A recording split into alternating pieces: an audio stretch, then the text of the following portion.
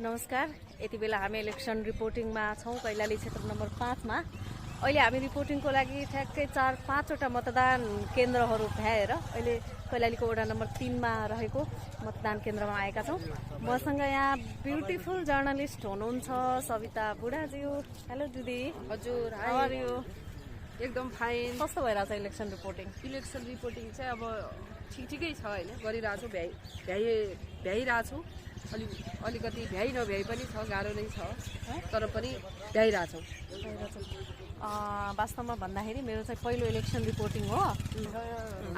हामीसँग चाहिँ उहाँ चाहिँ हुनुहुन्छ जेएनजी पत्रकार, म पनि जेएनजीभित्र नै पढ्छु। म अब होइन कस्तो लाग्दैछ बरु तिमीलाई चाहिँ कस्तो लाग्दैछ यो इलेक्सन रिपोर्टिङ गर्दाखेरि चाहिँ अलिकति नयाँ भएको हुनाले?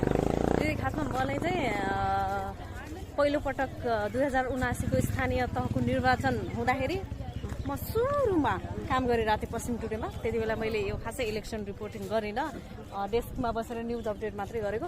तर अहिले चाहिँ यो प्रत्यक्ष रिपोर्टिङमा पनि आयो, टेलिभिजन लाइनमा पनि यो निर्वाचन अगाडिदेखि नै एकदमै निर्वाचनको तयारीमा जुटेको भएर अनि मलाई चाहिँ कस्तो एकदमै रमाइलो पनि लाग्यो कि पहिलोपटक मतदान गर्ने मतदाताहरू कति उत्साहित हुनुहुन्छ मेरो पहिलो भोट भनेर। म पनि मेरो पहिलो इलेक्सन रिपोर्टिङ भनेर त्यति नै उत्साहित छु। खासमा कतिको दौड धुप दुःख चाहिँ कतिको हुने रहेछ? दौड धुप चाहिँ एकदमै बढी हुने रहेछ। कामको प्रेसर अलिकति बढ्दाखेरि डेस्कबाट पनि फोटो चाहियो, भिडियो चाहियो, टेक्स्ट चाहियो, यो त्यो भनिराख्ने, अनि डेस्कमा चाहिएको बेला पनि पुर्याउनु पर्ने भएर अलिकति प्रेसर बढी हुँदो रहेछ। तर त्यस्तो गाह्रो चाहिँ लागेन।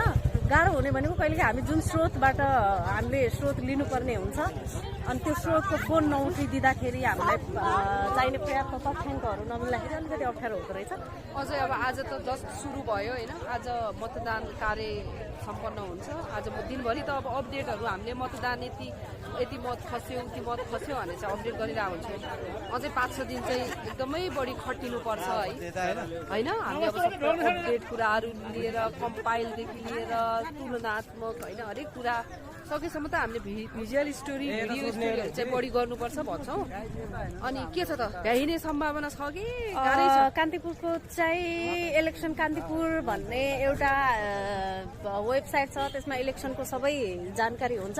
त्यो कारणले हामीले टाइम टु टाइम इलेक्सनको नतिजाको अपडेटहरू त्यो एपमा राखिराख्नु पर्ने भएर यो आजको चुनाव पछि चाहिँ एकदमै धेरै काम होला जस्तो लागिरहेछ होइन। अब धनगढीमा गर्मी पनि बढ्दैछ, अलिकति गर्मी बढ्यो भने चाहिँ काम गर्न गाह्रो पनि हुन्छ। अनि यस्तै छ दुःख सुख। अनि हामीसँग हाम्रो अर्को साथी हुनुहुन्छ। हेलो।